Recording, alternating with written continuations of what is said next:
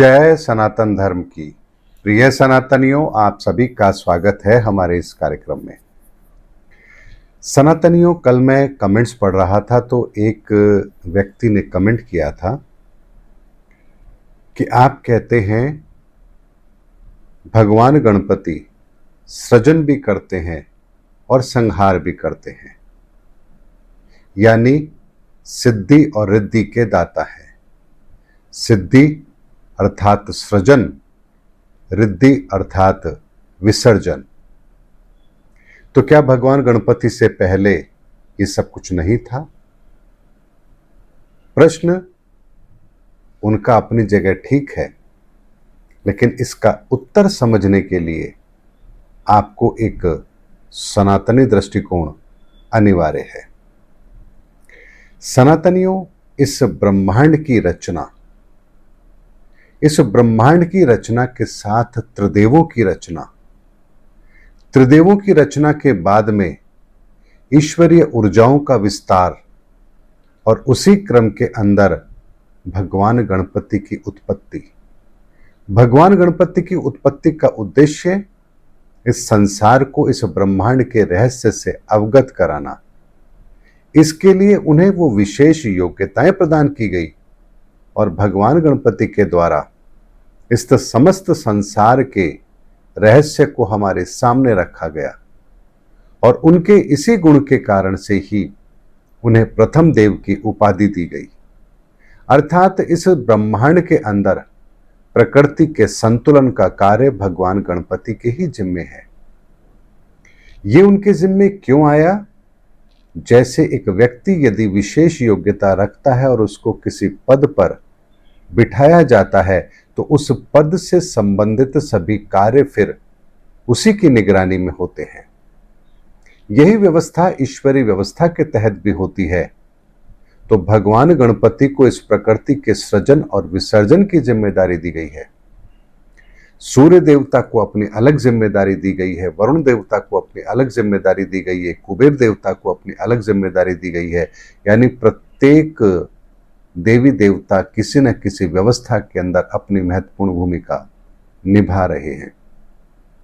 इसी ईश्वरीय व्यवस्था के अंदर हम मनुष्यों का भी एक नियम है, सिद्धांत है, एक कार्य है, और वो कार्य भी ईश्वरीय कार्य ही है।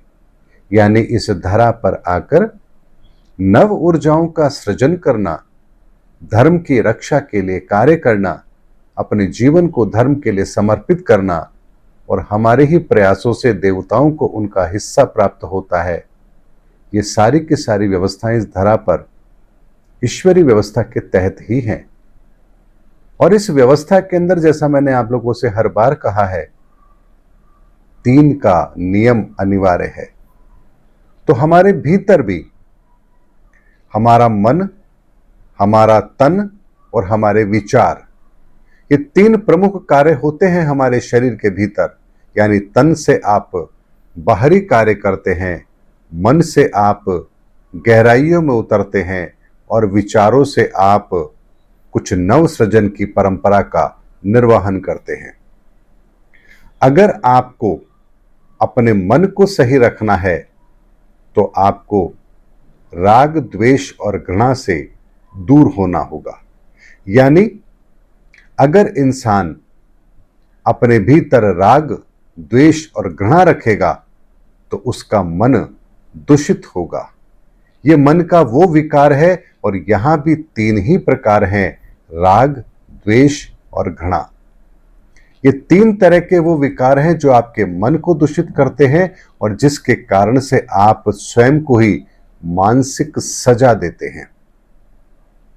उसके बाद बात आती है तन की।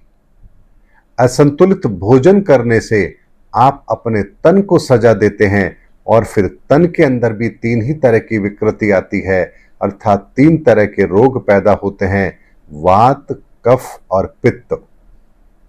यहां भी 3 का नियम अनिवार्य है। उसके बाद आता है आपके विचार। आपके विचार अगर उसमें शंका है, संकीर्णता है, संशय है, तो आप स्वयं को ही धर्म से विमुख कर लेते हैं। यानी आपके विचार भी दूषित होते हैं और इन विचारों को दूषित करने के अंदर भी तीन ही प्रकार की चीजें काम करती हैं।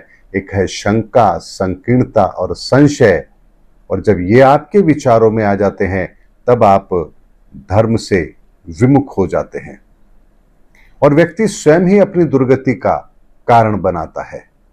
इसीलिए सनातनी बात की गंभीरता को समझिए। इस ब्रह्मांड के अंदर जो कुछ भी है उसके पीछे एक ईश्वरीय व्यवस्था है। यह व्यवस्था हम मनुष्यों ने नहीं बनाई है। हम मनुष्य बना भी कैसे सकते हैं? क्या इस धरती के मालिक हम हैं? हमारे आने से पहले भी यह संसार था, हमारे रहते हुए भी यह संसार है, हम जब चले जाएंगे तब भी यह संसार रहेगा। तो जो हमारे से पहले था और जो हमारे बाद भी रहेगा, हम उसके मालिक कैसे हो सकते हैं? लेकिन जो इस संसार से पहले भी था, जो इस संसार के साथ भी है और जो इस संसार के बाद भी रहेगा, वही तो शाश्वत है। और उसी ईश्वरीय सत्ता ने तो इस धरती का निर्माण किया है, इस प्रकृति का निर्माण किया है, इस ब्रह्मांड का निर्माण किया है। इसीलिए जब हम अपने विचारों को संकीर्ण कर लेते हैं तब हम ईश्वरीय सत्ता पर प्रश्न चिन्ह लगाते हैं। जब हम शंका करते हैं तब हम अपने कदम धर्म के रास्ते पर बढ़ा ही नहीं पाते हैं। और जब मन में संशय आ जाता है तो फिर हम धर्म के रास्ते पर चलते हुए भी अपनी मंजिल को प्राप्त नहीं कर पाते हैं। इसीलिए सनातनियों, ये जो हमारे भीतर प्रश्न पैदा होते हैं, इन प्रश्नों के पैदा होने के पीछे का कारण भी यही है कि हमारे विचार कहीं ना कहीं दूषित होते हैं।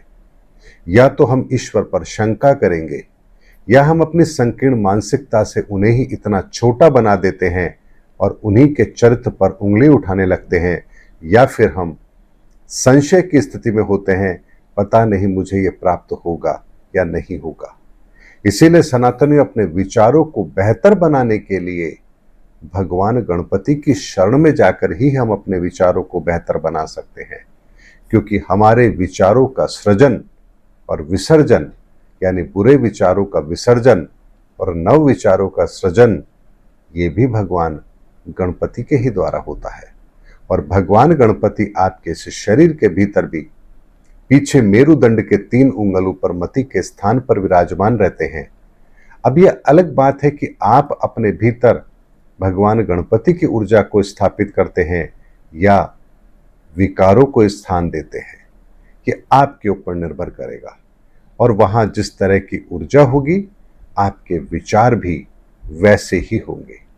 इसीलिए अगर अपने विचारों को सही करना है तो इन 3 चीजों से अपने आप को बचाना होगा। जहां शंका, संकीर्णता और संशय आपके भीतर नहीं होना चाहिए। और इनके विसर्जन का कार्य कौन करेगा?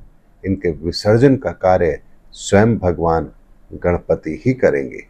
इसीलिए सनातनियों, इस धर्मयुग की स्थापना के साथ ही धर्म स्थापना के इस कार्य में हम कैसे आगे बढ़ सकें, इसके लिए भी तो सनातन दीक्षा हमारे बीच में रखी गई है। इसीलिए सनातनियों, ईश्वर ने तो हमारे लिए हर वो व्यवस्था उपलब्ध करा दी है जो हमारे लिए श्रेष्ठ है। लेकिन इंसान का लालच उसे बाहर भटकने पर मजबूर करता है। वो दौड़ता है प्रसिद्धि के लिए, सिद्धि के लिए, शक्ति के लिए, और न जाने वो क्या प्राप्त करके क्या बनना चाहता है, जबकि इस धरा के मालिक हम हैं ही नहीं। ये तन भी हमारा किराए का है और ये श्वासें भी हमारी उधार की है। और उसके बाद भी हमारा अभिमान 7वें आसमान पर है कि जो कुछ करता हूँ मैं करता हूँ, मैं नहीं करूँगा तो कैसे होगा, और मैं ही हूँ, मेरे द्वारा ही, मुझे ही, यानी कि हर जगह सिर्फ और सिर्फ मैं और मैं। और जब तक इंसान इस मैं से बाहर नहीं निकलेगा तब तक उसे ना तो ईश्वरीय कार्य मिल सकता है और ना ही वो ईश्वर के इस मार्ग पर चल सकता है। हाँ, उसे ये भ्रम जरूर रह सकता है कि वो ईश्वर के इस कार्य में सम्मिलित है, वो इस रास्ते पर आगे बढ़ रहा है, लेकिन ये केवल और केवल उसका भ्रम होगा, भ्रम के अतिरिक्त और कुछ नहीं होगा। उम्मीद करता हूं सनातनियों मेरा वीडियो आपको जरूर समझ में आया होगा, अच्छा भी लगा होगा।